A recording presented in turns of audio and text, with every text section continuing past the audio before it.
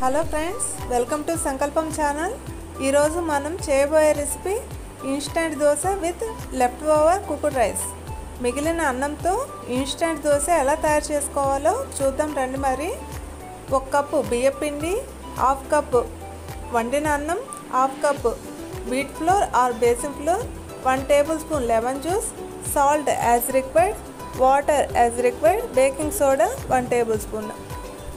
ముందుగా ఒక mixie jar తీసుకొని దానిలో ఈ ఇంగ్రీడియంట్స్ అన్నిటినీ కలిపి మెత్తగా దోసపిండిలా పేస్ట్ చేసుకోవాలండి.